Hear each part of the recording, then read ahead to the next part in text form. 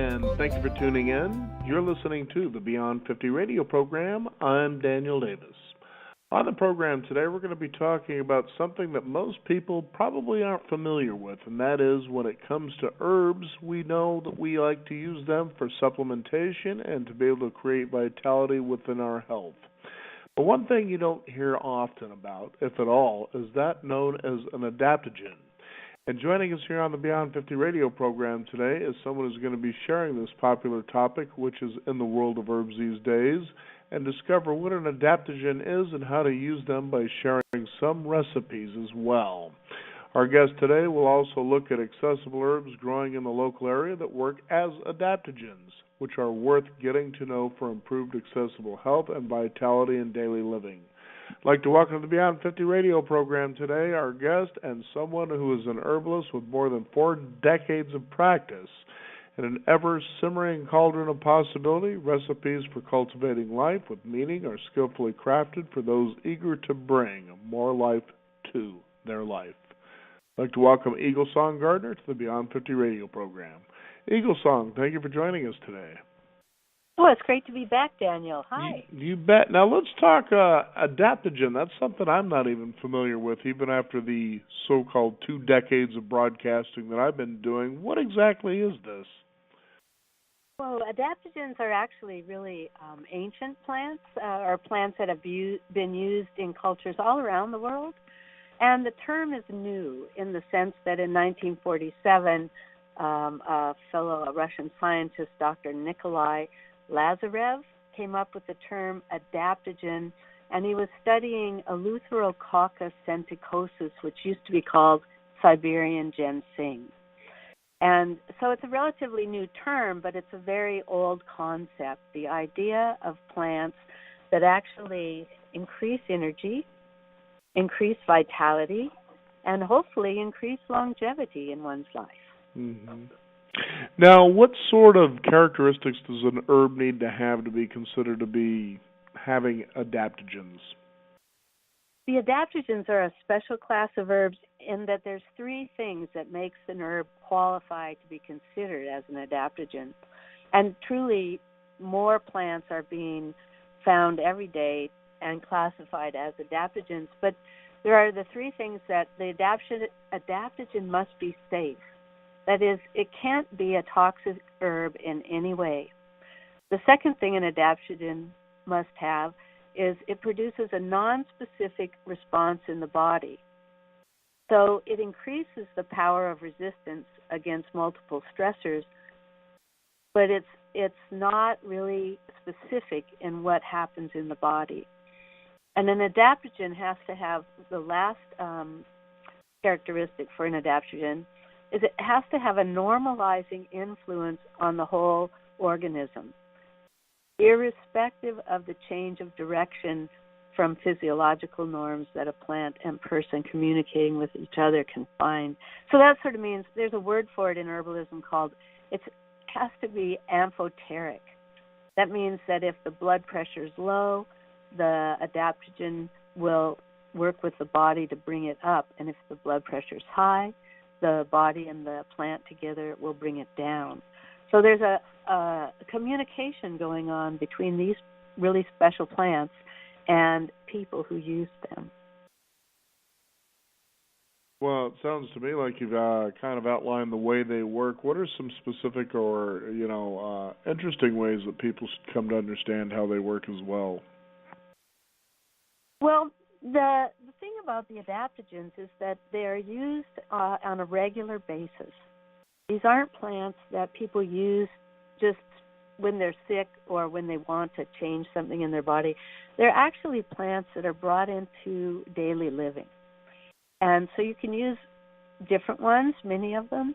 The classic adaptogen would be Chinese ginseng.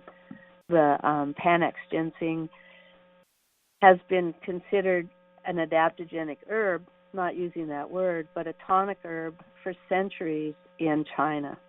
And that would be the red ginseng. So that's really the classic. And people, I think,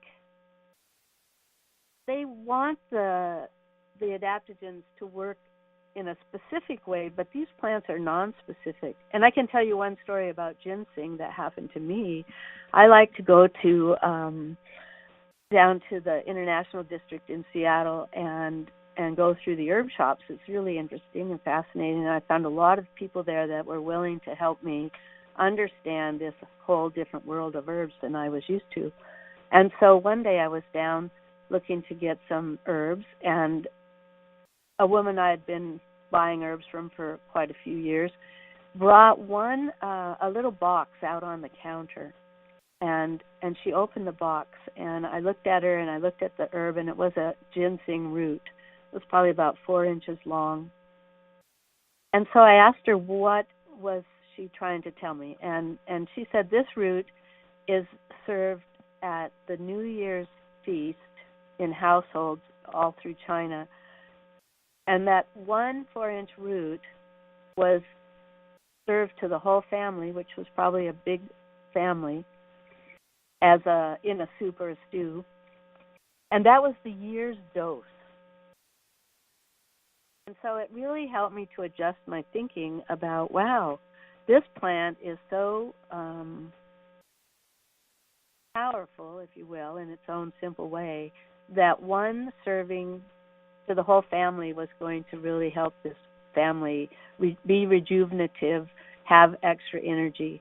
And so it broadened my understanding that when we take herbs from other cultures and put them into our culture, we don't think about all the ways that culture used the plant. So that opened a door for me in learning about, you have to bring the story along with the plant to really understand what it meant to the people using it. So anyway, that's ginseng, and everybody really kind of understands ginseng as an herb that increases power and increases energy and vitality and longevity, but it's a very expensive herb.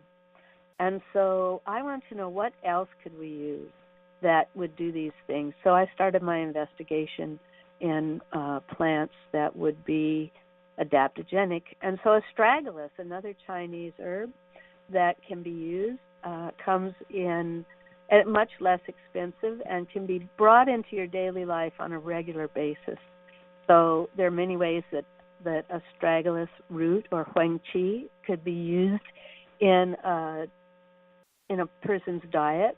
One way is just to take, if you go to the Chinese herb shops, you'll find astragalus cut in slices. They look like tongue depressors. And you can put an ounce of those into a quart jar, canning jar, pour boiling water over it, steep it for 4 to 8 hours, and then you can drink that tea. It's got a sweet flavor, a little earthy, but not unpleasant at all.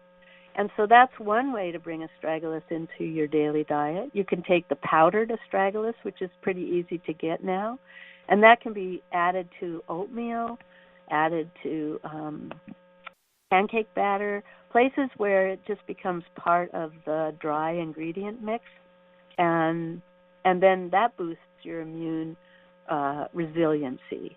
So really bringing the herbs in easily is what makes these plants work. Any kind of soup or stew, a couple of astragalus, the tongue depressor pieces can go into soups and stews and be cooked. We add them into all of the soups and stews that we cook at our house, just so we know we're getting that constant nourishment and tonification that the astragalus offers. Now, go ahead.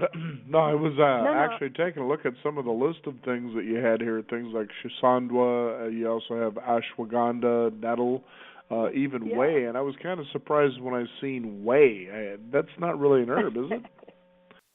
Well, actually, think about it. I mean, goats or cows, all they eat are plants. So in a lot of ways, I think of milk as being kind of the ultimate plant food. And so whey is the byproduct of making cheese. Actually, I don't even think of it as a byproduct. I just think of it as another part of a complex process that when cultures are added to milk and they cause the milk to ferment and coagulate and then are made into cheeses, the liquid that's left is actually a mineral-rich liquid, the whey, that now has been inoculated with different microflora that are actually beneficial to our digestive process. And so whey has become a beverage at my house. We actually have goats and we make cheese, but you could pour whey off of yogurt from the store and you'd have whey.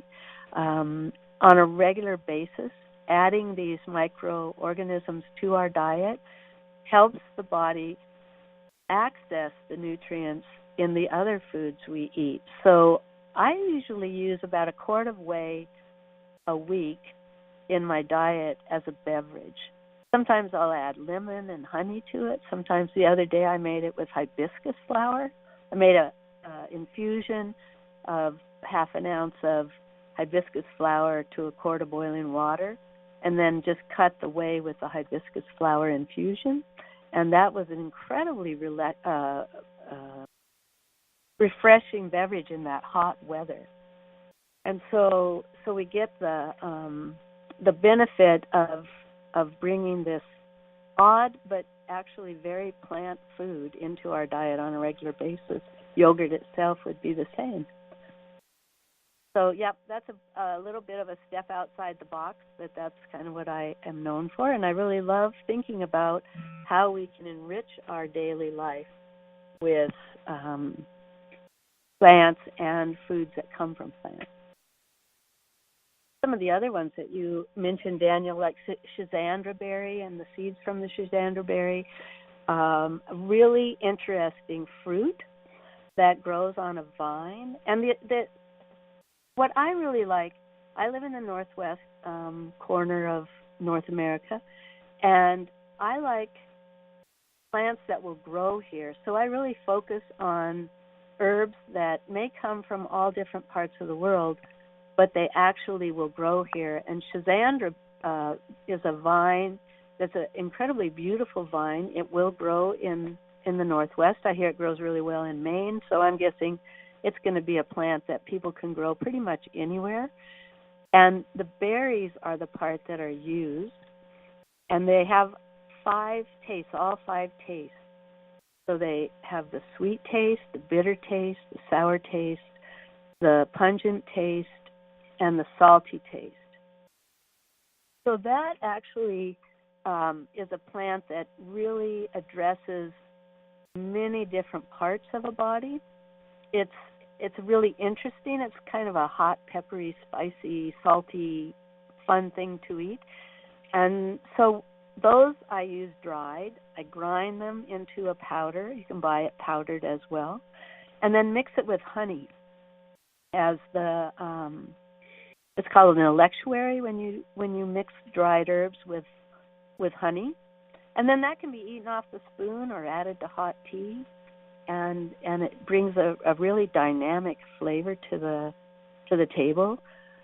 So schizandra berry is a little bit stimulating, uplifting, supports the immune system, and just an interesting plant to have in the garden and that you can use for the rest of your life. The thing about these herbs that are adaptogens is that you don't just take them when you don't feel well.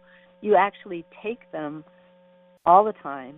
Find a little regimen of the ones that work for you, and then continue using them, the dose, as often as you like for the rest of your life. Now, there's a term that you talk about called from the ground up. What does that mean exactly? Well, for me, from the ground up means if I'm going to bring herbs into my life, I want to be able to grow them. I'm a gardener. And so I want to, I'm also fascinated by the plants of the world. So I'm always bringing in new plants and testing them in my garden to see if this plant could actually adapt to where I live, and then it can become part of my repertoire. I'm not really as interested in using plants that I have to buy that come from other parts of the world. I'm just totally interested in getting to know the plant on a very tangible basis. So for me, herbs from the ground up and bringing herbs to life really means thinking about how these plants might become part of my garden and part of our ecosystem where we live here. Wow, this is also fascinating, and I'm kind of curious when people, as they listen to this show, think about some recipes that they might consider to be able to put some of these together. I know you mentioned, for instance, earlier, things like pancakes. What other ways can they consider? Well, there's the mixing with honey. It's another way with any of the berries. And mind you, all dark red berries are adaptogenic in that they are rich in bioflavonoids.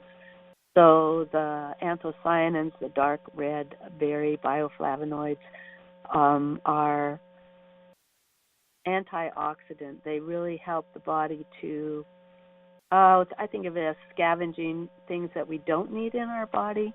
And so any dark red berry that you want to use in any fashion would be useful as a regular pulse in your diet. So blueberries, there's a lot of berries that are being touted as high in bioflavonoids.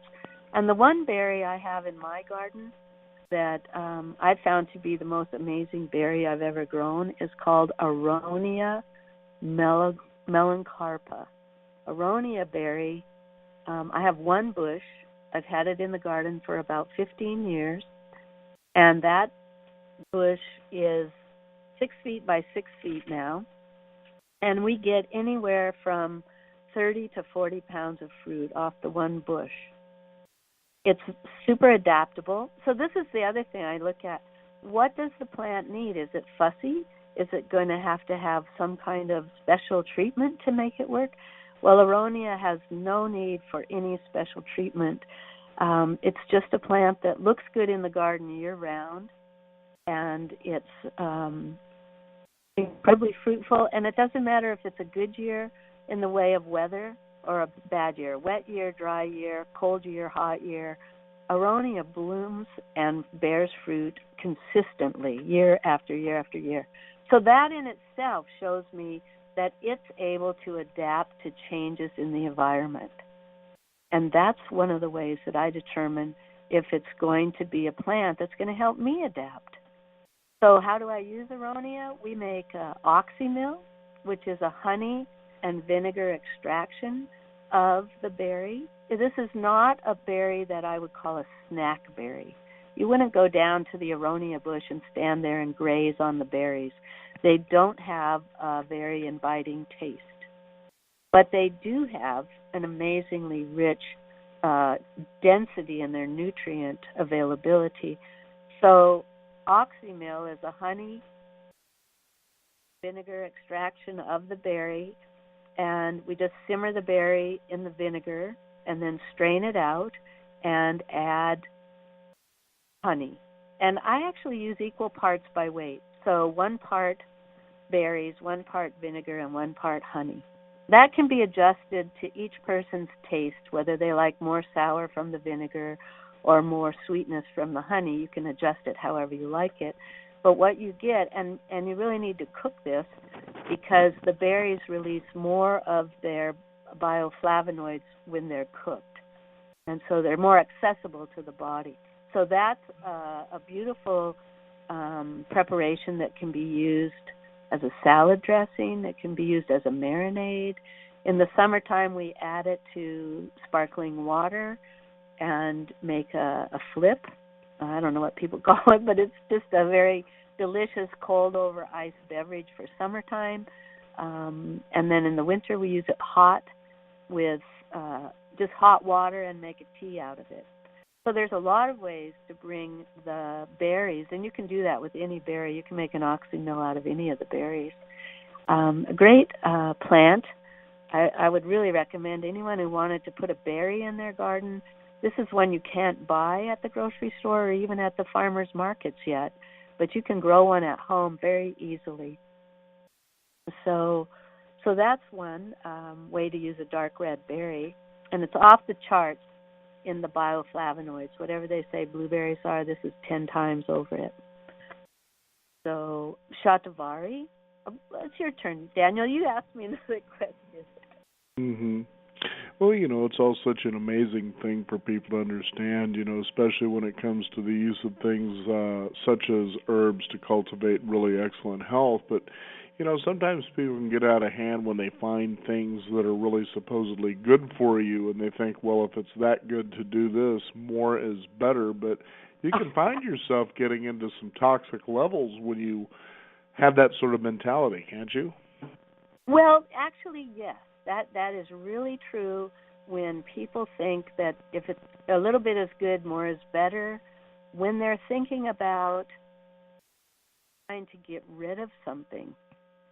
But what we're cultivating is vitality, longevity, energy in the body, and we are using herbs that are non-toxic. That's one of the criteria for being an adaptogen.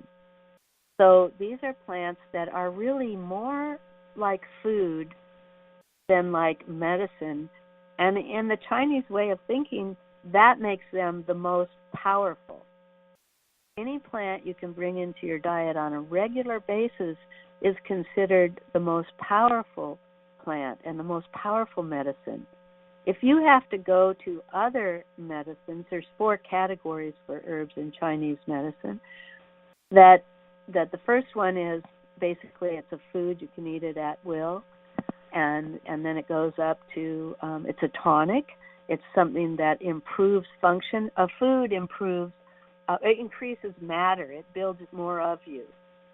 A tonic is something that actually improves the function of an organ or an organism. Even going for a walk would be tonic, because if you did that on a regular pulse through the week, you would begin to have a bit more strength in your legs, your breathing would be deeper and more regular. And so the third category of herbs would be something that caused an immediate reaction in the body. So if it was, say, a plant that was, I like to use Cascara sagrada, which is moves the bowel. And so essentially you wouldn't want to take that plant, the Cascara, and get on a bus to San Francisco, because you would have to get up and go to the bathroom at some point. And so those are lesser herbs in the Chinese way of thinking. And the last herb is scheduled poisons. And so they actually have this high esteem for what we would call adaptogens, they would call tonic herbs, and they would use them, they would create a regimen of use that brought the plants into a person's regular diet. And so that appeals to me greatly. I guess it's the high form of prevention is worth, an ounce of prevention is worth a pound of cure. So no, toxicity isn't an issue. And they're not specific. It doesn't do anything specifically to one part of the body. It's general in its action, and it improves and normalizes the whole organism. So those 3 things are what really set this relatively new class of herbs, but relatively old idea around using plants as medicine apart from other plants that would be in, say, class 3, which is going to make something happen in your body. Wow, fascinating stuff. When people, talk with you or they want to get some consult, what are some common things you hear people asking about? Well, this day and age, a lot of people are really compromised in their energy level. And so finding plants that you can use on a regular basis that actually nourish and tonify the body, and you can use them ongoing, have been really useful. So we start with the local ones like nettle. Nettle would be what I would consider one of our best adaptogens right here in the Northwest. It's easily available. It makes an amazing, great green in the springtime when it's first coming up. And we actually have a really great nettle patch at our place. Well, they're sort of spread all about. But we get 4 harvests of fresh nettle by cutting nettle to the ground, letting it grow up, cutting it to the ground, letting it grow up. So So we get 4. We can have fresh nettles for dinner all summer long.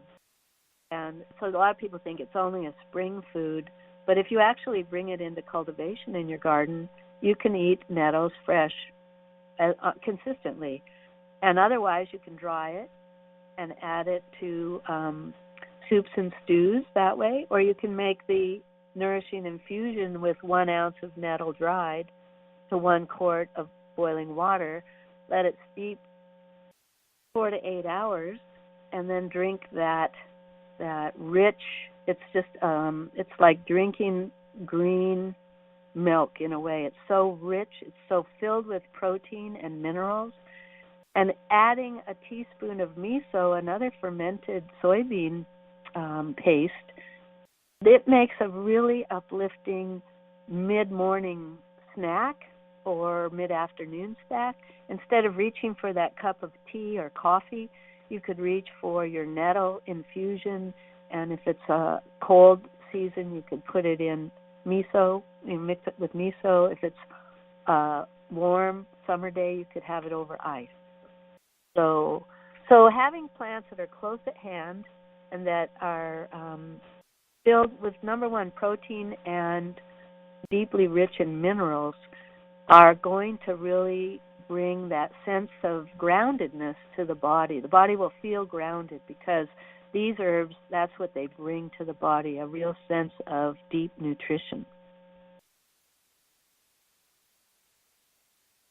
It's way more fun, Daniel, because I don't have to wait to get sick. I can be playing with plants every single day. Absolutely. It's pretty exciting to realize just what's available at your fingertips, and you don't even really have to work toward a lot of it. It's just naturally there. Yes, it is. And these foods actually were part of people's regular diets. When I go to Chinatown and I am looking through the herb shops, at one time, not so much anymore, but at one time, there would be these kind of cardboard barrels filled with these type of herbs because people came in and bought them by the pound. It wasn't something they bought by the ounce. It was certainly not something they took in a little 1-ounce dropper bottle. These were foods that these people wanted to bring into their daily diet. And now it's a little more formal, like the plants are in boxes that weigh a pound each. But to really see how the herbs are brought into people's daily life, because really health begins in the kitchen. Or what I like to say is health begins at the hearth. So let's talk about, I know we touched on this through the program, but you were talking about characteristics of an herb to be considered to be an adaptogen. I know we covered that, but just to kind of refresh people's memories, what they should look for, what they should come to understand. Yep. The 3 things that make a plant an adaptogen, it has to be safe, non-toxic, and non-specific. Plants work by improving the body's capacity to change, to adapt. And it improves and normalizes the whole organism. So adaptogens modulate the response to stress, whether it's physical, environmental, or emotional stress, and they help regulate the interconnected systems in the body, like the endocrine, the immune and nervous system. They get all of those things working together better. And so they don't really alter mood, but they support the body during times of stress. So a lot of people think you take that because you have stress, but the truth is you take that because it helps the body engage stress. We can't really get rid of stress. Stress is part of life. And the idea that we could get rid of it is kind of a hoax, actually, if you want my opinion. So really thinking about how do we make the body adapt or dance with stress? How do we engage stress in such a way that we are enriched by the stressors in our life, or we can learn to choose better ones, but not that we try to eliminate them? So non-toxic, improves the whole body, and it's non-specific. In a way, it's just what we need this day and age, don't you think? Absolutely. Mm-hmm. getting our keeping feet those on the moods ground. balanced. Yeah. And dynamic disequilibrium is my response to balance. Balance is exhausting. Trying to hold balance for a really long time, folks are trying to do that a lot, and they get exhausted, creates a lot of stress. So I've tried to figure out how could I language that in a way that would be a little easier to understand, in the sense that life is dynamic. It's always changing. When we try to stop that or control that, we get really tired. So I came up with the term dynamic disequilibrium, which in essence is falling. Once we get really good at falling, then we're dancing.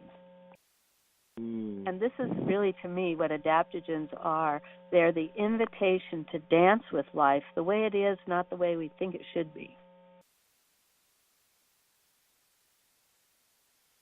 And that's where adaptogens and their ability to, and your ability to adapt as well. It's like you were mentioning earlier about the story. Tell us about that. Which story, Daniel? Well, just the story of learning the story of herbs, what the herbs actually are, getting to know them. Oh, for me, herbs, well, it's that point where I really have to engage the plant to get the full benefit of understanding the plant. And so say nettle. Nettle is a plant that I've harvested now for probably the last 40 years. Every spring I go out and harvest nettles. Now, because I've lived at my place for the last 26 years, I don't have to go very far. I just go out the door, and I can dance with nettle. So 15 years into my nettle harvesting, I was out picking one day, and, everyone has a dominant hand. It's the hand that wants to do everything, and the other hand gets to be kind of lazy. But one of my friends says, no, that's the creative hand. It's the hand that brings the rhythm in. So when I pick nettle, I want to use both hands, because we're gathering food. This is not just a fun little exercise. It has been an important part of my daily diet for over 40 years. So there is an efficiency that is required to get enough nettle in to really make it through the year. And so that's why I like that they're right outside the door now, and I can harvest 4 times, and I don't ever have to do great big harvests anymore. So as I'm picking one day, both hands, and there's this real rhythm starting to happen between both my hands. And then I realized there's a place on the nettle stalk where it will break easily. I call it the break point.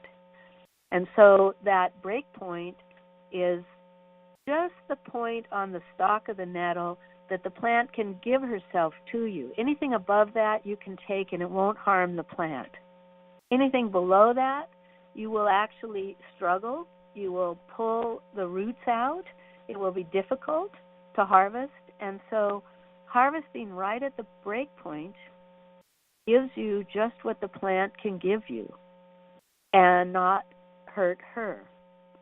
So that is a real, to me, that's one of the best stories I have about learning to engage the energy of the plant, learning what is enough and what is too much, and how do I do it. So I have to do it with my hands. I have to understand the plant by using my senses on a regular basis. And I think, well, gosh, that's how people engage plants over time everywhere, that they were very much intimate with the life cycle and process of the plant. And just like the aronia, realizing this is a plant that bears fruit regardless of what the climate's doing, helps me to see this is a plant that I want to bring into my diet as often as possible. And the other way we do it, besides oxymil with aronia, we make wine. Because what are you going to do with 50 pounds of fruit from one bush? You have to figure out a way to store that much food. And so wine's a really nice way to do it. So there's this whole layer of living that starts to come alive for me by having plants in my life on a daily basis. That's when I think that they're really guiding me. And when I start eating more and more and more of them in my life, my mind starts changing. I see the world differently. So this is a healing that's broader than reducing a plant down to treat a specific disease. This is an invitation to broaden the scope of how the plants and people have related with one another through all of time. Wow. You know, this is all it's pretty fascinating to, you know, take all this in, you know, and to get people to not just look at something that seems to be separate from themselves, but something that actually is very, you know, it's in touch. It's really part of who you are, that sort of a thing. Yeah, you become the plants because you're consuming them in great quantity. And I tell you, they really do change the way we think. I can imagine they would. Yeah, because then I become like my goat who's out there looking all over everywhere for just the right bite. I start finding myself that way as well. I'm looking for what in the world is going to nourish me and increase my ability to live in this complex world that we have created. And so the plants are really, really,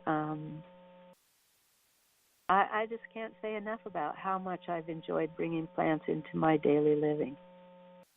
And I know others will as well. I know I just recently began doing sprouting work, and it's fun how that actually, you know, changes things. And I tell people, you really should consider this. I mean, you talk about replacing supplementation with something that's more natural, and the immediate benefits you feel from it, you know, and it's really quite incredible when you get involved and find yourself doing things like this.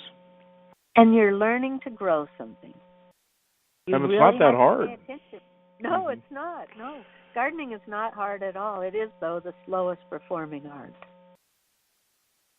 Now, Eagle Song, is there a website people can find out more about you? I also know that there's an herbal women's conference that happens in the Northwest and things like that they can find out more. Yeah, this is what we would call the wise woman approach to herbs, or an approach that's very broad spectrum.